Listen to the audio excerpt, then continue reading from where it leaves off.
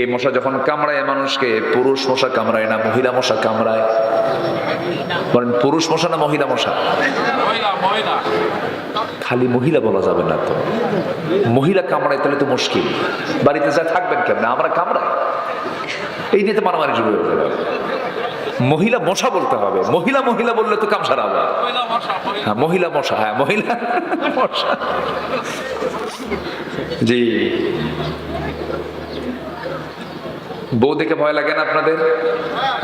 এই বউকে ভয় করেন না আপনারা? এই যে ভয় করে, দেখছেন চাচা বেশি ভয় করে।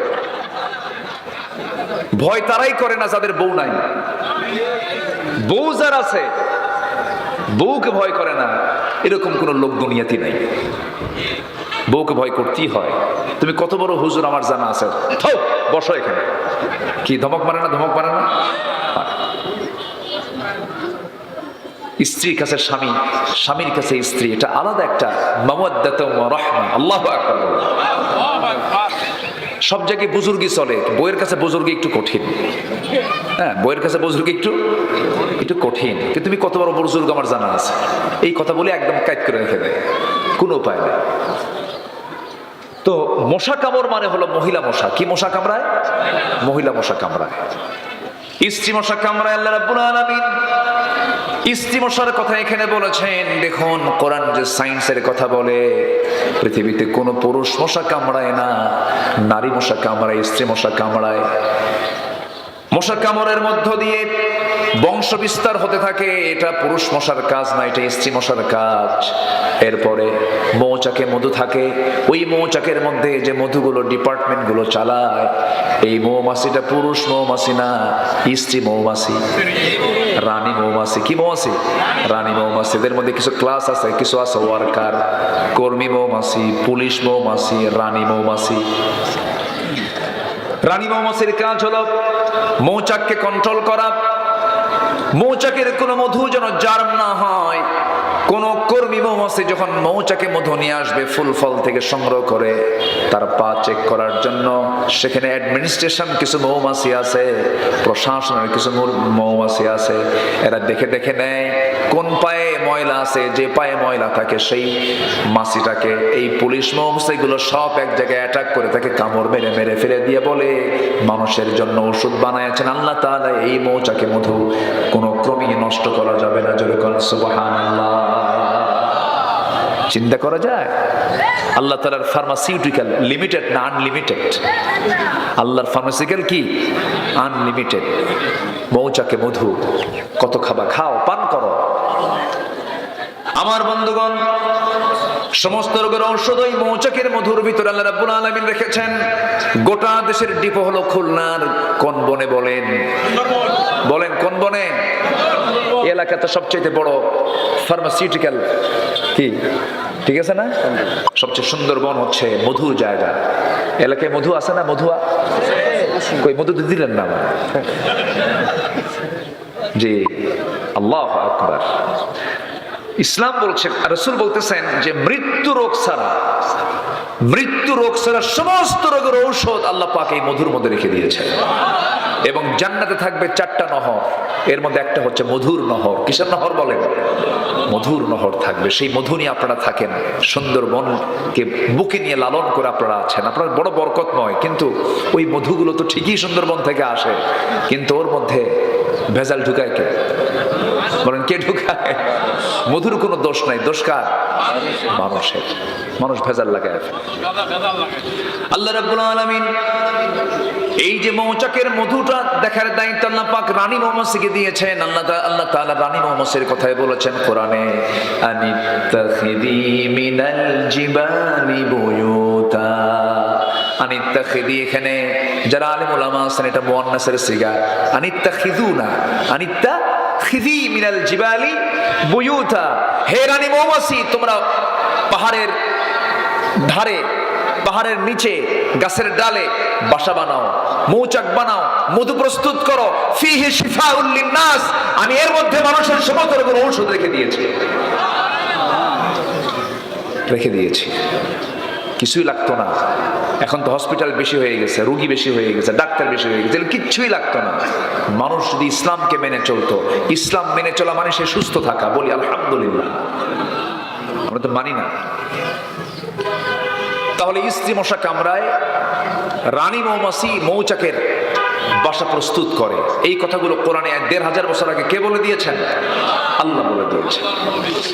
আমার বন্ধুগণ, নাম্বার ৩ হলো মশাকে তুচ্ছ ভাবার কোনো সুযোগ নাই। এই মশা যখন রাত 10টার পরে আপনি যখন ঘুমাতে যান, শীতকালে মশা কম থাকে না বেশি থাকে? কম, নাই বললেই চলে। আপনি দেখলেন 2-1টা মশা, একটাও নাই। গোটা ঘর আপনি তালাশ করে দেখেছেন, মশা কোথাও নাই। কিন্তু আপনি যখন ঘুমাতে গেছেন, লাইটটা বন্ধ করেছেন, আপনার চোখে তো আরো পড়বে না, কারণ লাইট বন্ধ হলে তো মশা ধরো দেখা যায় না।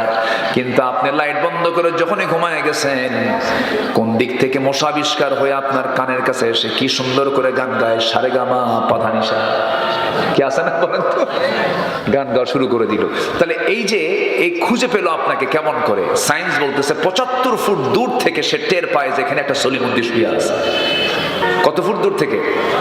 ৭৫ ফুট দূর থেকে। তাহলে কি তার আল্লাহ পাক সেন্সর দিয়েছেন, কি এটার নাম কি? সেন্সর। মানে সেন্সরটা তার এত মজবুত যে দূর থেকে সে টের পায়। এবং সে যখন ওই কোন স্কিনে সে যখন হুল ফোটাতে নাই, প্রথমে সে ওইটুকু অংশ আগে অবশ করে। কি করে? এটাকে পরিভাষায় কি বলে? যে মেডিকেল যারা ডাক্তার, অবসর আরেকটা পরিভাষা আছে। আচ্ছা, যাই হোক, আমার মেমোরিতে এখন মানে কাজ করছে না। তো ওইটুকু অংশ করে কি অবশ বানায় ফেলে। অবশ বানায়া বলে সলিমুদ্দি তুই টের পাবি, তোর বাপও টের পাবে না। এরপরে হুল ফুটায়া ওর প্রয়োজন মাফিক রক্তটা সে শোষণ করে নেয়।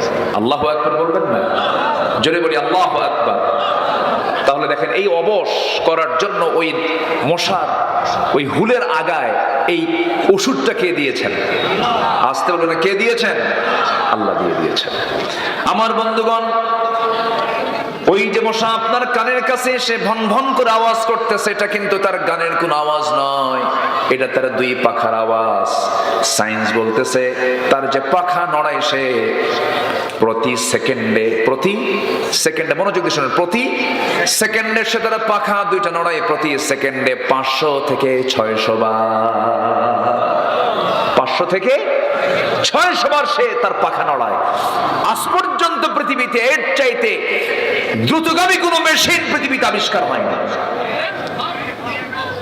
তাহলে মশাকে ছোট, মশা ছোট, মাছি এটাও কম না।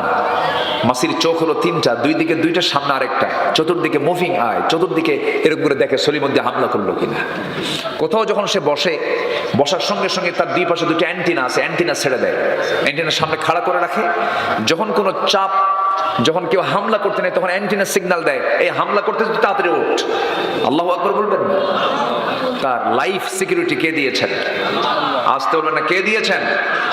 নাম্বার 4 হলো মশাকে নিয়ে দুর্বল মনে করার কোনো সুযোগ নাই, কারণ এই পৃথিবীতে একজন কাফের মশার কামড় খায়া দুনিয়া থেকে বিদায় নিয়েছে, যার মাথার মধ্যে আল্লাহ পাক ব্রেনের মধ্যে মশা ঢুকাইছিলেন। তার নাম কি? এই তো আল্লাহ কোরআনে যা বলেছেন সব অকাজের না কাজের, অকাজের না কাজের, কাজের বলে দিয়েছেন। সম্মানিত ভাইরা, আরেকটা প্রাণীর নামে সূরা আছে, সেটা হচ্ছে মাকড়সা। মাকড়সার বাড়ি কোথায়? আসতে কয়, মাকড়সার বাড়ি কোথায় বলেন? আমার ঘরে। মাকড়সার বাড়ি কোথায়? আমার ঘরে না? আসতে কয়, কি আমার ঘরে না? আপনার ঘরে না? আমার ঘরে মাকড়সার বাসা। সে বাসাটা সে বানায়, বানাতেও সময় লাগে না, শেষ হতেও সময় লাগে না, শুধুমাত্র একটা ফু মারা দরকার। ফু মারলে কি মাকড়সার বাসা শেষ হয়ে গেল। কিন্তু আপনি কি দেখেছেন সে মাকড়সা যখন সে বাসাটা বানায়, যদি অল্প সময়ে বানায়, কিন্তু এত সুন্দর করে তার রেখা, এত সুন্দর তার ডিজাইন, এত সুন্দর ডিজাইনের এই জ্ঞান ওই ছোট্ট মাথার মধ্যে কে দিল? আসতে বলবেন না, কে দিয়েছে? আল্লাহ দিয়েছেন। আল্লাহু আকবার, আল্লাহু আকবার।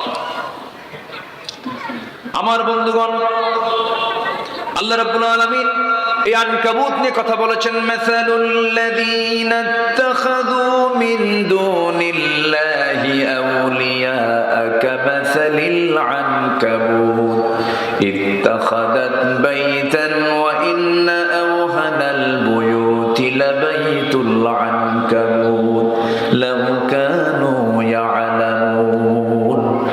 আল্লাহকে ছাড়া যারা অন্য কাউকে যারা মুরব্বী মনে করবে, গার্ডিয়ান মনে করবে, প্রকৃত অভিভাবক মনে করবে, যারা অন্য কাউকে বন্ধু বানাবে, ওলি বানাবে, তাদের দৃষ্টান্ত হলো, আল্লাহ পাক বলছেন তাদের উপমা হলো, তাদের দৃষ্টান্ত হলো মাকড়সা। কি মাকড়সা? কেমন করে দেখেন, সায়েন্স আজকে জরিপ করেছে, একটু কানটা আমরা একটু খাড়া করব, মনোযোগ দিয়ে শুনবো। মাকড়সাকে নিয়ে সম্প্রতি জুওলজি ডিপার্টমেন্ট গবেষণা করে দেখেছে, প্রাণীবিদ্যা যারা প্রাণী নিয়ে যারা গবেষণা করেন, জুওলজি বলছে বিশ্বে হাজার হাজার প্রজাতির মাকড়সা রয়েছে। কিছু কিছু প্রজাতি প্রজননের পর তার স্বামীকে হত্যা করে ফেলে। কেমন করে দেখেন, ইন্টারকোর্স যখন হয়ে গেল, পুরুষ মাকড়সা এবং স্ত্রী মাকড়সার যখন যৌন মিলন হয়ে যায়, যৌন মিলন হয়ে যাওয়ার পরে এই মাকড়সার মধ্যে কিছু কিছু আছে ব্ল্যাক উইডো, রেড ব্যাক মাকড়সা, এরকম বিভিন্ন মাকড়সা আছে, বিভিন্ন প্রকারের বিভিন্ন প্রজাতির মাকড়সা আছে। আমার এলাকার এখানকার টিকটিকি আর ঢাকার টিকটিকি দেখতে কিন্তু একটু ভিন্ন রকম। কি ছোট সাইজ বড় সাইজ আছে না, মানে সব হলো গুসাপের মানে বংশধর, ঠিক আছে না? একরকম দেখা যায় না, প্রায় একরকম দেখা যায়। মাকড়সার মধ্যে যদি একরকম দেখা যায়, কিন্তু একরকম না, বিভিন্ন প্রজাতি আছে। এর মধ্যে ম্যাক্সিমাম প্রজাতি মাকড়সার চরিত্র হলো, ওরা স্বামী স্ত্রী যখন যৌন মিলনে লিপ্ত হয়ে যায়, যৌন মিলনে লিপ্ত হয়ে যাওয়ার পরে যখন ইন্টারকোর্স কমপ্লিট হয়ে যায়, স্ত্রী মাকড়সার প্রচুর খাদ্যের সংকট তার মধ্যে সৃষ্টি হয়ে যায়, প্রচন্ড ভিটামিন শূন্যতায় ভোগে। এই খাদ্যের ঘাটতি পূরণ করার জন্য স্ত্রী মাকড়সার স্বামী মাকড়সাকে কামড় মেরে মেরে ফেলে, তাকে খেয়ে ফেলে। চিন্তা করছেন আপনি? তাহলে আল্লাহ তাআলা যে বলছেন যারা আল্লাহকে ছাড়া অন্য কাউকে বন্ধু বানাবে তাদের দৃষ্টান্ত হলো মাকড়সা। তাহলে যে সংসারে স্ত্রী তার স্বামীকে হত্যা করে, ওটা কি সুখের সংসার? সুখের সংসার? তাহলে আল্লাহ যে উদাহরণটা দিয়েছেন, অকাজে না কাজে? কাজে দিয়েছেন। এরকম অসংখ্য দৃষ্টান্ত আল্লাহ পাক কোরআনে দিয়েছেন। এইগুলো শিখবো আমরা, কোরআন তেলাওয়াত না করে না তেলাওয়াত করে। তেলাওয়াত করে এক নাম্বার কাজ হলো আমরা কোরআন তেলাওয়াত করব। জোরে বলি ইনশাআল্লাহ, আর জোরে বলি ইনশাআল্লাহ।